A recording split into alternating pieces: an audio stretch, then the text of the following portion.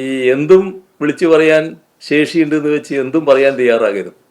ഇതൊന്നും രഹസ്യമായ കാര്യമല്ലല്ലോ, രേഖകളുള്ളതല്ലേ.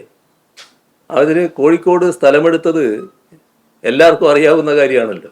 അദ്ദേഹം ചിലപ്പോൾ ആ സമയത്ത് കേരളത്തിലുണ്ടാവില്ല, ഇപ്പോൾ ആയിരിക്കും അദ്ദേഹം കേരളത്തിൽ വന്ന് കാര്യങ്ങൾ മനസ്സിലാക്കാൻ തയ്യാറാകുന്നത്. പക്ഷേ ഇത്രയും ഒരു കാര്യങ്ങൾ വസ്തുതാവിരുദ്ധമായി പറയാൻ പാടുണ്ടോ? ഏത് ഗവൺമെന്റിനെ അറിയിക്കുന്നത് ദുബായ് വഴിയാണോ? ഗവൺമെന്റിനെ അറിയിക്കുന്നത് നേരിട്ടല്ലേ. ഇപ്പോ അദ്ദേഹത്തിന്റെ കൂടി നേതാവാണല്ലോ കേന്ദ്രത്തിലെ ആരോഗ്യമന്ത്രി. അദ്ദേഹത്തെ കഴിഞ്ഞ തവണ ഞാൻ കണ്ടല്ലോ, ഈ കാര്യം സംസാരിച്ചല്ലോ. അദ്ദേഹം അതിനെതിരെ ഒന്നും പറഞ്ഞില്ലാലോ. അദ്ദേഹത്തിന്റെ കൂടി നേതാവാണല്ലോ പ്രധാനമന്ത്രി.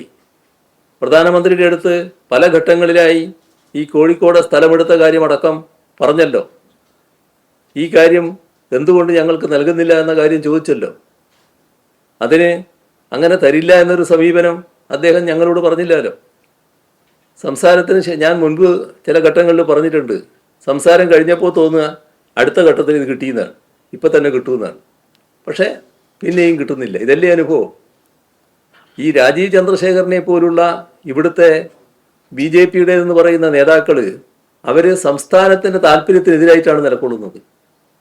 സംസ്ഥാനത്തിൻ്റെ താല്പര്യത്തിനെതിരായിട്ട് എന്തിനാണ് നിലകൊള്ളുന്നത്? ഇതൊരു LDF-ന്റെ പ്രശ്നമാണോ? സംസ്ഥാന സർക്കാരിൻ്റെ പ്രശ്നമാണോ? നാടിൻ്റെ മൊത്തത്തിലുള്ള പ്രശ്നമല്ലേ? എന്തിനാണ് അതിനെതിരായിട്ട് നിൽക്കേണ്ട കാര്യം? എന്തിനാണ് അതിനെ പരിഹസിക്കേണ്ട കാര്യം? വസ്തുതകൾ എന്തിനാണ് വളച്ചൊടിക്കേണ്ട കാര്യം? അപ്പോൾ ഒരു തരത്തിലും ചെയ്യാൻ പാടില്ലാത്ത കാര്യമാണ് രാജീവ് ചന്ദ്രശേഖരുടെ ഭാഗത്തുനിന്ന് ഉണ്ടായിട്ടുള്ളത്.